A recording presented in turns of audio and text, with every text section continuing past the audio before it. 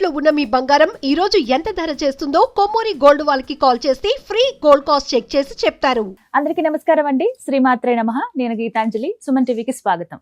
మనతో పాటు ఉన్నారు శ్రీ శ్రీ శ్రీ ఆనంద శివకామేశ్వరి సన్నిధానం పీఠాధిపతులు శివకామేశ్వరి ఆనందమయ్యి అమ్మ మాటల్లో మనం శ్రావణ మాసం విశిష్టత తెలుసుకుందాం. అలాగే శ్రావణ మాసం ఎందుకంత పవిత్రం, ఈ మాసంలో చేయవలసిన పనులేంటి, చెయ్యకూడనివేంటి, పూజా విధానాలు ఎలా ఉంటాయి, దంపతులు ముఖ్యంగా ఎలాంటి నియమాలు పాటించాలి, పిల్లలకి మనం ఈ మాసం గురించి అసలు ఏం నేర్పించాలి, ఎందుకు ఇంత విశిష్టత ఉంది శ్రావణ మాసానికి అనేది అమ్మ మాటలో విని తెలుసుకుందాం. అమ్మ నమస్కారం. శ్రీమాత్రే నమః తల్లి.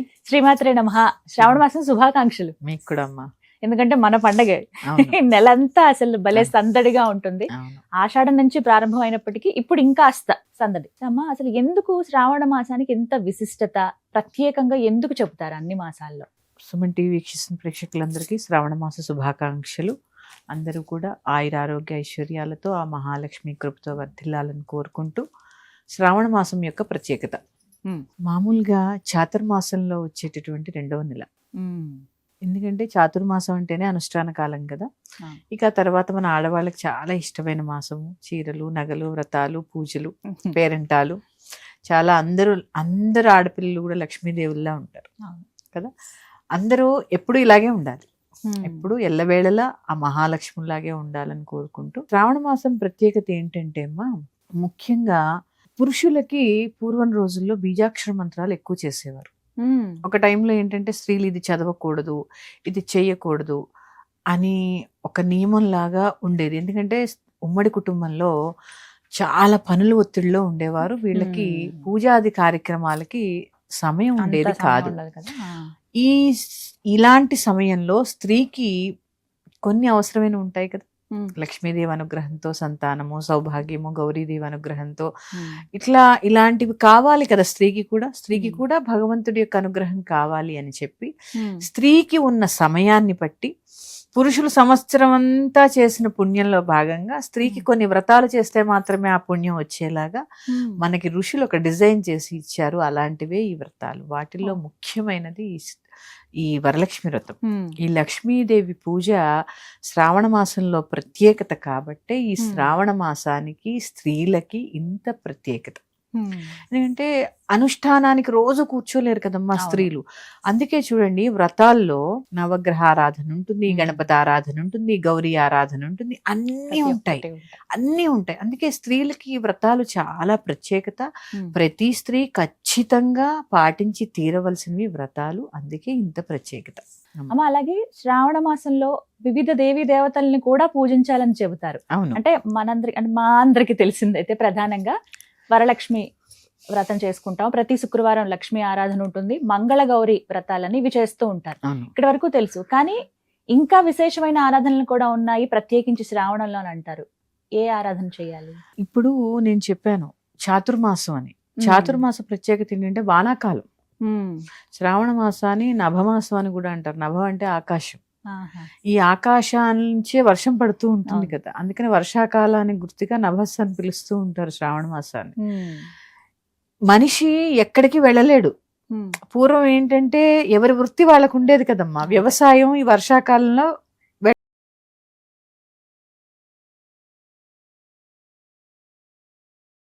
దొరికేది. అందుకని ఈ శ్రావణంలో ఏంటంటే మహాలక్ష్మి ఆరాధనతో పాటు చాలా విశేషమైనది శివారాధన. మీరు నార్త్ సైడ్ చూస్తే శివుడికి సోమవారాలు చాలా ప్రత్యేకంగా చేస్తూ ఉంటారు. అక్కడ కాశీ చాలా అద్భుతంగా ఉంటుందంట కదా. అసలు నార్త్ ఇండియన్స్ అందరూ అమ్మ, మనం ఎక్కువ లక్ష్మీ పూజ చేస్తే వాళ్ళు శివారాధన ఎక్కువ చేస్తారు శ్రావణంలో. ఎందుకంటే ఐశ్వర్యం మొత్తం శివాధీనం. మహాలక్ష్మి యొక్క అనుగ్రహం కావాలి అన్నా కూడా ఆ ఐశ్వర్యాన్ని ముందు శివుడు మనకి ప్రసాదించాలి. నేను ఎప్పుడూ చెప్తూ ఉంటాను, ఆయనంతా విభూతి రాసుకుని ఉంటాడు. సంస్కృతంలో విభూతి అంటే సంపద. ఆయన ఎట్లా రాసుకుంటాడంటే సంపద అంతా కూడా నా అధీనంలోనే ఉంది అని చెప్పడానికి గుర్తుగా విభూతి రాసుకుని, ఇది శాశ్వతం కాదు, చివరికి మిగిలేది కూడా ఇదే బూడిద అన్నట్టుగా శ్మశానంలోది రాసుకుంటాడు ఆయన. అంటే ఐశ్వర్యం, ప్రపంచంలో ఉన్న మొత్తం ఐశ్వర్యం కూడా శివుడి యొక్క అధీనంలోనే ఉంటుంది. అక్కడి నుంచి లక్ష్మీదేవి దగ్గరికి వస్తుంది. లక్ష్మీదేవి దగ్గర నుంచి మన యోగ్యతను బట్టి కుబేరుడిస్తూ ఉంటాడు. దీనికి సంకేతంగా శ్రావణంలో లక్ష్మీ అనుగ్రహంతో పాటు శివుడు అనుగ్రహం కూడా చాలా చాలా అవసరము. ఈ సమయంలో కనుక శివాభిషేకాలు ప్రదోష కాలంలో చేస్తే ఆ ఇంట్లో దారిద్ర్య బాధలు ఉండవు. చాలా మంది ఆర్థిక ఇబ్బందులతో బాధపడుతూ ఉన్న వాళ్ళు శ్రావణ మాసం అంతా కూడా ప్రదోషంలో శివుడికి అభిషేకం చేసి మారేడు దళాన్ని సమర్పిస్తే ఆ ఇంట దారిద్ర్య బాధలు ఉండవు. అందుకనే ప్రత్యేకించి శివారాధన కూడా చేస్తూ ఈ మాసం అంతా చేస్తూ ఉంటారు. విశేషంగా శ్రావణ మాసంలో ఎటువంటి దానాలు ఇస్తే మంచిది? ముఖ్యంగా అమ్మ మన ధర్మంలో ఏంటంటే జపం చేస్తూ ఉన్నాం అనుకోండి, 1,00,000 జపం అయితే అందులో దశాంశం హోమం చేస్తాం, అందులో దశాంశం తర్పణం చేస్తాం, అందులో దశాంశం మార్జనం చేస్తాం, అందులో దశాంశం అన్నదానం చేస్తాం. ఇది రూల్ అన్నమాట.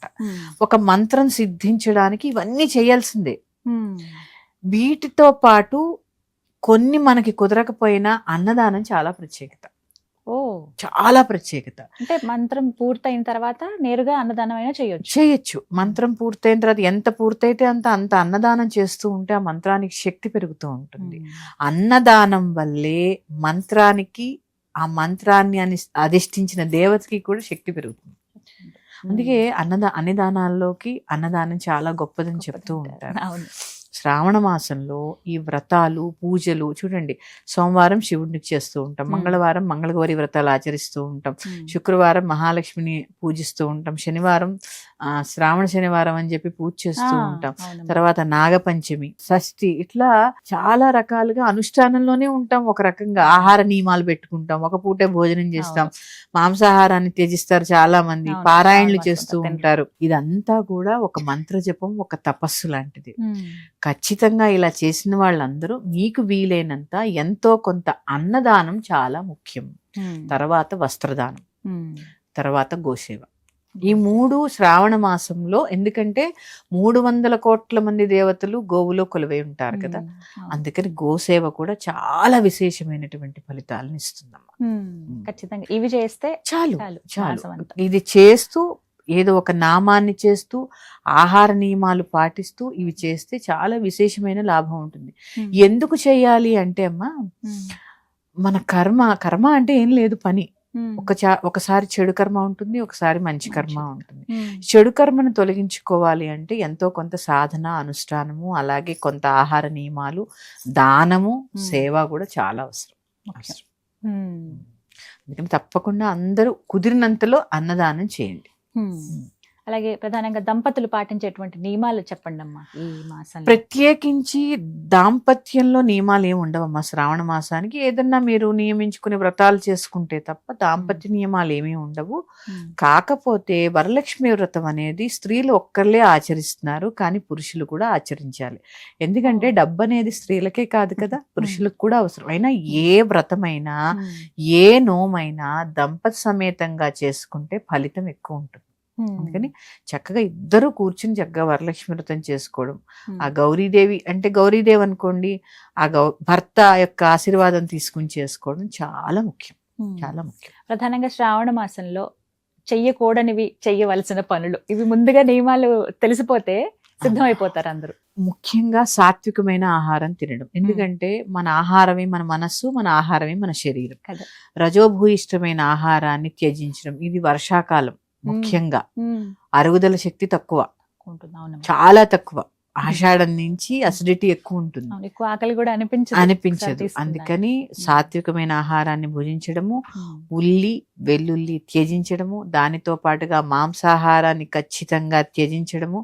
అన్నిటికన్నా ముఖ్యమైనది ఏంటి తెలుసా అమ్మ, శ్రావణ మాసంలో వాగ్వాదాలు చేయకుండా ఉండడము, అబద్ధాలు ఆడడం. ఎందుకంటే లక్ష్మీ మాసం శ్రావణం అంతా కూడా మన కర్మ కరిగితేనే కొన్ని బాధలు తీరుతాయి, కొన్ని పాటించి తీరవలసిందే. ప్రతి చిన్నదానికి అబద్ధం ఒక దోషం, అయిన దానికి కాని దానికి అబద్ధం ఆడడం ఒక దోషం. ఈ దోషం మీకు తెలియదమ్మా, దీని నానృతము అంటే అబద్ధం సంస్కృతంలో. నానృతం చాలా పెద్ద దోషం. ఈ కలియుగంలో కొన్ని తప్పవు, మనుషులకి. ఇంకా చిన్న పెద్ద వాటికి చిన్న- కూడా ఆ, ఆడేస్తే అది కనీసం ఇలాంటప్పుడు దీక్షలప్పుడు ఉమ్, చేస్తే ఎంతో కొంత ఆ దోషం పోయేటటువంటి అవకాశం తప్పకుండా ఉంటుంది. ఉమ్, తర్వాత నోటికి ఎంత వస్తే అంత మాట్లాడేయడం చేస్తూ ఉంటారు చాలా మంది. ఉమ్. అలాంటివి కూడా ఈ మాసంలో త్యజిస్తే చాలా మంచిది. అమ్మ, విశేషమైన రోజులు మాట్లాడుకుందామా శ్రావణ మాసంలో? ఇప్పుడు మొదట సోమవారం అనుకుంటే కనుక శ్రావణ సోమవారం చక్కగా శివారాధన చేయమని చెప్పారు. అవును, మంగళవారం మంగళ గౌరీ వ్రతాలు, అవును, ఇక మిగిలిన బుధవారం గురువారం ఇవి కూడా ప్రత్యేకమే అని అంటారు కదా. అవును. అంటే ఈ రోజుల్లో అసలు నిత్య దీపారాధన ఎలా ఉండాలి ఈ మాసం అంతా కూడా? గ్రహాలను అనుసరించి మన యొక్క దినములు ఉంటూ ఉంటాయి. ఉంటాయి. సోమవారం సోముడు, మంగళవారం అమ్మవారు లేదా ఆంజనేయ స్వామి లేదా సుబ్రహ్మణ్యేశ్వర స్వామి, తర్వాత బుధవారం వచ్చేసరికి గణపతి లేదా అయ్యప్ప స్వామి, గురువారం దత్తాత్రేయుడు, ఇట్లా శుక్రవారం మహాలక్ష్మి, శనివారం వెంకటేశ్వర స్వామిని పూజిస్తూ ఉంటాం కదా. ఇలా కూడా చేసుకోవచ్చు. అందరికీ వ్రతాలు చేసేటటువంటి ఆ సాంప్రదాయం లేకపోవచ్చు. ఉండదు మన కొంతమంది. తెలుగు వాళ్ళు ఎక్కువ పాటిస్తాం వరలక్ష్మి వ్రతం. కొంతమందికి లేకపోవచ్చు. వాళ్ళు చక్కగా ఆదివారం నాడు శ్రీరాముడి దేవాలయానికి వెళ్ళడం. ఎందుకంటే సూర్యవంశస్థుడు రాముడు. ఆయన్ని పూజ చేస్తే శ్రీరాముడు ఆరాధన చేస్తే సూర్యుడి అనుగ్రహం లభిస్తుంది. సూర్యవంశీకుడమ్మ. జన్మజాతకంలో సూర్యగ్రహం కనుక కొద్దిగా నీచంలో ఉన్న వక్రీకరించబడ్డ ఆదివారం నాడు శ్రీరాముడి యొక్క దేవాలయానికి వెళ్ళి గోధుమ రొట్టెలు ప్రసాదం కింద సమర్పించి అవి అక్కడ తినిపించి అందరికి పంచిపెట్టి ఆ రాముడి దర్శనం చేసుకుండండి. సూర్యగ్రహం అనుగ్రహం లభిస్తుంది. ఓ, చక్కటి పరిహారం కూడా. అవునమ్మా. రాముడు ఎందుకంటే సూర్యుడి దేవాలయాలు చాలా తక్కువ నిజం, ఉంటాయి అదే మనకి. అనుభవిస్తున్నాను. కానీ ప్రత్యక్షంగా ఉన్నా చూసే సమయం లేకపోవచ్చు. ఇప్పుడు లేచి దండం పెట్టుకోవడానికి కూడా సమయం లేకుండా అయిపోతున్నారు జనాలు. అవును అసలు ప్రత్యక్ష నారాయణుడు ఆయన దర్శనం చేసుకుంటే ఇంకా మహద్భాగ్యం. కదా. ఎక్కడికో వెళ్ళక్కర్లా. అలా అవలేని పక్షంలో దేవాలయ సందర్శనం చేసినట్టు ఉంటుంది, ఆ రాముడి దర్శనము అయినట్టు ఉంటుంది. ఇది చేయండి. ప్రత్యేకించి ఇది చాలా మంచి మాసం కాబట్టి ఈ నెలలో మొదలు పెట్టండి. తర్వాత శ్రావణ మాసంలో సోమవారం చాలా ప్రత్యేకత. శివారాధన, సోమవారం ఉపవాసం ఉండడం. ఈ ఉపవాసం మళ్ళీ ఎలాగా ఉపవాసం అంటే మొత్తం పూర్తిగా కడుపు కాల్చుకుని ఎప్పుడు ఉపవాసం చేయకూడదు. శరీరం నిలబడేంత ఆహారం తీసుకుని పండో ఫలమో పాలో ఏదో ఒకటి తీసుకుని చక్కగా ఆ నామాన్ని ఎప్పుడూ స్మరిస్తూ సాయంత్రం ప్రదోష కాలంలో శివుడికి భస్మంతో కానీ, గరిక తెలుసు కదా మీకు, ఆ గరికని నీళ్ళల్లో వేసి ఆ గరికతో కానీ, తర్వాత పన్నీరు లేదా గంగాజలము, ఇట్లా మన చేతికి ఉంగరాలు ఉన్నాయనుకోండి అవి అందులో వేసి సువర్ణం ఆ నీటిని, వెండితో కలిపిన నీటిని ఇట్లా అంటే రుద్రంలో వాడుతూ ఉంటాయి. ఇవన్నీ రకరకాలైనటువంటి పళ్ళ రసాలు, ముఖ్యంగా చెరుకు రసం. ఆర్థిక ఇబ్బందులు ఉంటే చెరుకు రసం. ఇంట్లో అందరికీ కూడా సఖ్యత ఉండదు. ఇట్లాంటి వాళ్ళు కూడా ఇలాంటి అభిషేకాలు చేసుకోవడం వల్ల దారిద్ర్య బాధలు పోతాయి. దరిద్రం అంటే కేవలం ధనం ఒకటే కాదమ్మా. కొందరికి మాట సరిగ్గా రాదు, చాలా లోటు ఉంటుంది. ఎందుకంటే ఈ మాట కొంతమంది మాట్లాడితే కొట్టినట్టే ఉంటుంది. వాడి మాట ఎవరు వినడానికి కూడా ఒప్పుకోరు. ఇలాంటి బాధలన్నీ కూడా ఈ అభిషేకం చేయడం వల్ల నశిస్తాయి. మంచి శివారాధన చేయడం వల్ల జ్ఞాన వృద్ధితో పాటు ఆత్మ పరిశీలన కూడా పెరుగుతుంది. అందుకని తప్పకుండా సోమవారం ఇది ఆచరించండి. ఓం శివ, ఎందుకంటే పంచాక్షరి మంత్రం ఉంటే చక్కగా చేసుకోండి. ఏదో మీకు వచ్చింది చక్కగా ఏకాదశి రుద్రం చదువుకోండి, చేసుకోండి. తర్వాత మంగళవారం రోజు మహాగౌరీదేవిని అర్చించడం. అమ్మాయిలు ముఖ్యంగా చాలా మంది ఏమనుకుంటారు అంటే వివాహమైన స్త్రీలు మాత్రమే చేయాలి అనుకుంటారు. కానీ ఈ గౌరీదేవిని వివాహం కాని స్త్రీలు కనుక, కన్యలు కనుక ఈ గౌరీ వ్రతాన్ని ఆచరిస్తే యోగ్యమైన భర్త లభిస్తాడు. కొంతమందికి వివాహం కుదరదు, చాలా ఆలస్యం అవుతూ ఉంటుంది. ఈ శ్రావణ మాసంలో వచ్చేటటువంటి మంగళవారాలు కనుక మంగళగౌరీ వ్రతాన్ని ఆచరిస్తే తప్పకుండా శీఘ్రమే వివాహం అవుతుంది. కన్యగౌరి నోమంటూ ఉంటారు. ఈ శ్రావణ మంగళవారాలు కన్యపిల్లలు కూడా చేసుకోవచ్చు. తర్వాత వివాహమైన స్త్రీలు ప్రత్యేకించి మంగళగౌరి వ్రతాలు పట్టే ఆనవాయితీ ఉన్నవాళ్ళు ఏం చేస్తారంటే ఆనవాయితీ ప్రకారం నోవు చేసుకుని ముత్తైదువులకి శనగలు ఇవన్నీ వాయనం ఇచ్చుకుంటారు. కొంతమందికి ఆనవాయితీ ఉండదు. వాళ్ళు పసుపు గౌరిని చేసుకుని చక్కగా ఆ గౌరిని పూజ చేసుకోండి. ఆ గౌరీదేవిని అర్చించుకోవడం చాలా విశేషం. ఇది చేయడం వల్ల చక్కటి సంతానం, అన్యోన్యమైన దాంపత్యం లభిస్తాయి. అలాగే గౌరీదేవిని అర్చించడం వల్ల శ్రావణ మాసంలో సంతానాభివృద్ధి కలుగుతుంది. ఇక బుధవారం నాడు ఓం గం గణపతయే నమః అనుకుంటూ హాయిగా ఆ గణపతిని చక్కగా అర్చించుకోండి. గణపతి దేవాలయాలకు వెళ్ళండి. ఎందుకంటే శ్రావణ మాసం అంతా ఇప్పుడే చెప్పాను, అనుష్ఠానానికి చాలా అనువైన మాసం అని చెప్పి. తర్వాత గురువారం దత్తాత్రేయ స్వామి దగ్గరకో, శంకరుల దగ్గరకో మీ ఇష్టం వెళ్ళి చక్కగా ఆ గురువు యొక్క అనుగ్రహం చాలా అవసరం. ఎందుకంటే అమ్మ ఈ సంవత్సరం రాజే గురువు, ఈ సంవత్సరం గురువు రాజు. అందుకని ఆ గురు ఆరాధన వల్ల అన్నీ లభిస్తాయి. శుక్రవారం ఎలాగ మహాలక్ష్మి చేసుకుంటారు, ఒక రోజు చక్కగా వరలక్ష్మి వ్రతం చేసుకుంటారు. మిగిలిన 3 వారాలు కూడా మహాలక్ష్మీదేవిని శ్రీ సూక్తంతో అర్చించుకుని ఎర్రని పువ్వులు సమర్పించి పాలతో వండినటువంటి నివేదన, క్షీరాన్నం కానీ పాలకోవా కానీ ఏదైనా సరే మీ వీలుని బట్టి చక్కగా నివేదన చేయండి. శనివారం నాడు శ్రావణ శనివారం, ఈ రోజు కూడా చాలా మంది ఉపవసిస్తూ ఉంటారు. ఉపవసిస్తే మంచిదే. అవకాశం ఉన్నందుకు చెప్పానుగా, మితంగా ఆహారం తీసుకుని స్వామి వారికి అర్చన చేసుకుని విష్ణు సహస్రనామ పారాయణ చదవాలి. ఎందుకంటే లక్ష్మీదేవిని ఎక్కువ అర్చిస్తూ ఉంటాం. లక్ష్మీదేవికి చాలా ఇష్టమైనది తన భర్తని ఎక్కడ పోకడితే అక్కడ ఉండిపోతున్నారు. అందుకని చక్కగా శనివారం నాడు విష్ణు సహస్రనామ పారాయణ చేయడము, విష్ణు సహస్రనామ పారాయణ అయిన వెంటనే లక్ష్మీ అష్టోత్తరాన్ని చదువుకోవడము, అలాగే శుక్రవారం రోజు అష్టలక్ష్మి స్తోత్రము, మహాలక్ష్మి అష్టకము చేసుకోవడం, లేదా మహాలక్ష్మి మూల మంత్రం ఉన్న వాళ్ళు ఉంటారు. చాలా విశేషమైన మంత్రం.